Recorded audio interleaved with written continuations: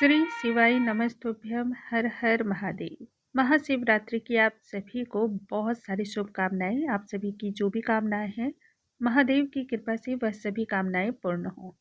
आज के इस वीडियो में हम जानेंगे साल 2025 में महाशिवरात्रि का त्यौहार किस दिन मनाया जाएगा, चारों पहर की पूजा का मुहूर्त क्या होगा, निशीता काल की पूजा का मुहूर्त क्या होगा। चारों पहर की पूजा का फल सिर्फ एक समय पूजा करने से मनुष्य को प्राप्त हो जाता है। वह उत्तम समय क्या रहेगा तथा उस समय पूजा करने से किस प्रकार के फल की प्राप्ति होगी। परम सुख प्राप्त करने का यह एकमात्र उपाय है, इसलिए आज का वीडियो बहुत ही ध्यान से देखिएगा। आइए वीडियो को हम स्टार्ट करते हैं। नमस्कार दोस्तों, कैसे हैं आप सभी। उम्मीद करती हूँ आप सभी स्वस्थ होंगे, सुरक्षित होंगे और आप सभी के उत्तम भविष्य की कामना करते हुए आज का ये वीडियो स्टार्ट करती हूँ। महाशिवरात्रि के दिन भगवान भोलेनाथ की पूजा अर्चना करने से भक्तों को अपरंपार आशीर्वाद की प्राप्ति होती है। यह दिन बहुत ही ज्यादा शुभ होता है, मंगल फलों को देने वाला होता है।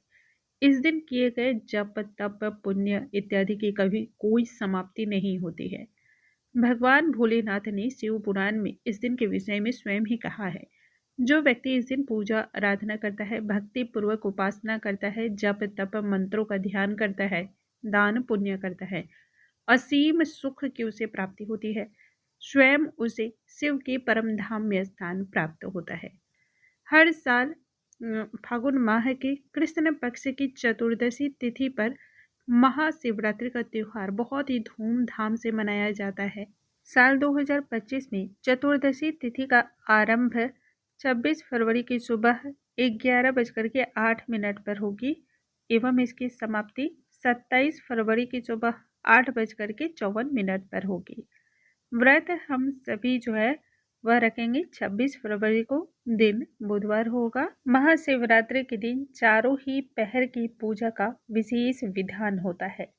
आइए जानते हैं चारों पहर की पूजा का शुभ मुहूर्त क्या होगा। रात्रि प्रथम पहर पूजा का जो समय है वह शाम को 6:19 से लेकर के रात्रि 9:26 तक का है। रात्रि द्वितीय पहर पूजा का मुहूर्त रात्रि 9:26 से आरंभ होकर के मध्य रात्रि 12:34 तक का है। तृतीय पहर पूजा का जो मुहूर्त है वह मध्य रात्रि 12:34 से आरंभ होकर के सुबह के 3:41 तक का है। और चतुर्थ प्रहर पूजा का जो मुहूर्त है वह सुबह 3:41 से लेकर 6:48 तक का है। अब जानते हैं निशिता काल की पूजा का मुहूर्त, क्योंकि यह वह समय है जब चारों ही काल की जो पूजा का जो फल है, पुण्य है, वह आपको इस समय की पूजा से मिल जाता है। कहते हैं निशिता काल में ही भगवान शिव का, भगवान भोलेनाथ का लिंग के रूप में उद्भव हुआ था। इसलिए निशिता काल का जो पूजा का महत्व होता है वह सर्वाधिक बतलाया जाता है। निशिता काल पूजा का मुहूर्त 27 फरवरी को मध्य रात्रि 12:09 से लेकर 12:59 तक का है। इसी दौरान यदि आप पूजा करते हैं, भक्ति करते हैं, दीप दान करते हैं, जलार्पण करते हैं, विशेष रूप से उनका श्रृंगार करते हैं, तो बहुत अधिक पुण्य की प्राप्ति होती है। इसे आप उंगलियों पे गिन नहीं सकते हैं। एक मुख से क्या, हजारों मुख से भी आप इसके लाभ को नहीं बतला सकते हैं। साथ ही जानते हैं शिवरात्रि के व्रत में पारण का मुहूर्त क्या होगा। पारण हम सभी 27 फरवरी को करेंगे, दिन गुरुवार होगा। और पारण का जो शुभ मुहूर्त है वह सुबह 6:48 से आरंभ होकर के 8:54 तक का है। अब जान लेते हैं महाशिवरात्रि के दिन लगने वाली भद्रा के विषय में। साल 2025 में महाशिवरात्रि के दिन भद्रा लग रहा है सुबह 11:08 से लेकर के रात्रि 10:05 तक। लगभग यह 11 घंटे का समय है। भद्रा काल के दौरान कोई भी शुभ तथा मंगल कार्य नहीं किए जाते हैं, परंतु आपको यह ज्ञात होना चाहिए कि भोलेनाथ की पूजा भद्रा काल में भी आप कर सकते हैं। क्योंकि कहते हैं कि जब शिवलिंग का उद्भव हुआ था लिंग रूप में ना, तब भी भद्रा का ही साया था। उस समय भी भगवान भोलेनाथ पर इसका कोई भी प्रभाव नहीं पड़ा था।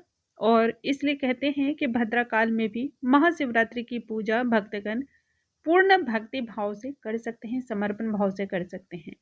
लेकिन फिर भी हमारा यही रहेगा, यदि आपसे चारों मुहूर्त में पूजा हो सकती है तो अवश्य ही करें और दिल खोल करके करें। भोलेनाथ से जो भी आप मांगेंगे अवश्य ही वह पूर्ण हो जाएगी। परंतु किसी कारणवश से चारों ही समय यदि आप पूजा करने में असमर्थ हों, तब कम से कम निशिता काल में पूजा अवश्य ही करें। पूजा की विधि को आप जान लेते हैं, क्योंकि भगवान भोलेनाथ की पूजा करना बहुत ही सरल है। सरलता से ही आप उन्हें प्रसन्न कर सकते हैं और सहज रूप में उन्हें आप प्राप्त कर सकते हैं। महाशिवरात्रि का व्रत करने वाले सभी भक्त इस बात को अच्छी प्रकार से जान ले। देखिए, आप संकल्प जैसा लेंगे ना, वैसा ही व्रत को भी पूर्ण करना होता है। जैसे कि बहुत सारे लोग जो हैं वह निर्जला इस व्रत का पालन करते हैं और बहुत सारे लोग जो हैं वो फलाहार करते हैं। तो व्रत का संकल्प आप उसी भांति लें।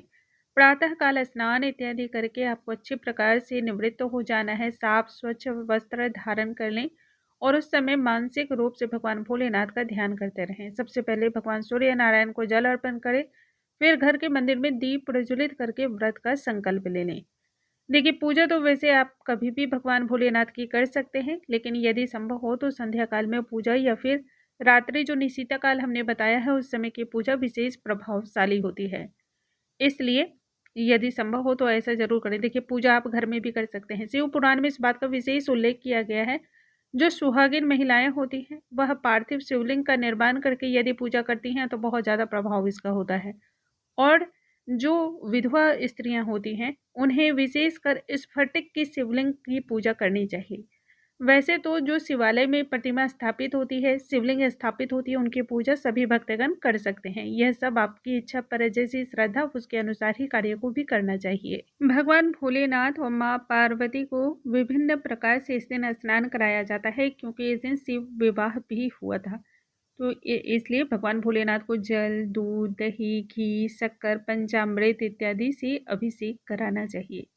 तत्पश्चात भगवान भोलेनाथ का श्रृंगार करने के लिए उन्हें सबसे पहले वस्त्र अर्पण करें, जनेऊ समर्पण करें, त्रिपुंड लगावे चंदन से, अष्टगंध चंदन से भी लगा सकते हैं। सफ़ेद जो चंदन होता है उसका भी त्रिपुंड आप लगा सकते हैं। भस्म अर्पण करना चाहिए। तत्पश्चात काले तेल, साबुत जो अक्षत होते हैं यानी कि चावल, उन्हें भी अर्पण करना चाहिए। देखिए, यदि आप लक्ष्मी की प्राप्ति की कामना करना चाहते हैं तो 108 साबुत चावल के दाने को भगवान भोलेनाथ पर लक्ष्मी प्राप्ति की कामना करते हुए अर्पण करना चाहिए। यदि आप शत्रुओं पर विजय की प्राप्ति चाहते हो तब काले तेल उन पर अर्पण करना चाहिए। साथ ही साथ आप गुड़ भी अर्पण कर सकते हैं। ऐसा करने से लक्ष्मी की भी प्राप्ति होती है, साथ ही शत्रुओं पर विजय की भी प्राप्ति है। तो देखिए, हर चीज़ों का अलग अलग विधान बतलाया गया है और अलग अलग महत्व भी है। इस दिन भगवान भोलेनाथ पर बेल पत्र अवश्य ही अर्पण करें, लेकिन याद रखें इस दिन बेल पत्र आपको नहीं तोड़ना है। बेल पत्र आप पहले से ही तोड़ करके रख सकते हैं। इसके अलावा धतूरा या फिर जो आर्क के फूल होते हैं उन्हें भी भगवान भोलेनाथ पर अर्पण किया जाता है। फिर धूप दीप अर्पण करें, नैवेद्य अर्पण करें और फिर व्रत की कथा का श्रवण करना चाहिए। इस दिन शिव चालीसा का पाठ करना, शिव तांडव सूक्त का पाठ करना भी बहुत ज़्यादा शुभ होता है। तत्पश्चात आरती करके क्षमा याचना करें। दूसरे दिन पारण से पूर्व पूजा अर्चना आपको संपन्न करनी है, फिर दान करना है। शास्त्रों में बतलाया गया है कोई भी पूजा तब तक पूर्ण नहीं होती है जब तक आप दान पुण्य नहीं करते हैं। यथासंभव दान करें, उसके बाद ही आप अपने व्रत का पालन करें। पारण शुद्ध सात्विक चीज़ों से ही करें, इस बात को विशेष रूप से ध्यान रखें। बड़ों का आशीर्वाद लें और फिर आप अपनी मनोकामना को ध्यान में रखते हुए व्रत का पालन करें। इस प्रकार से की गई भगवान भोलेनाथ की आराधना असीम सुख को प्रदान करने वाली होती है। उम्मीद करती हूँ आज का ये वीडियो आपको बहुत पसंद आया होगा। यदि वीडियो पसंद आया हो तो फिर लाइक करना बिल्कुल ना भूलें। अगले वीडियो में नई जानकारी के साथ हम फिर से मिलते हैं। तब तक के लिए नमस्कार दोस्तों।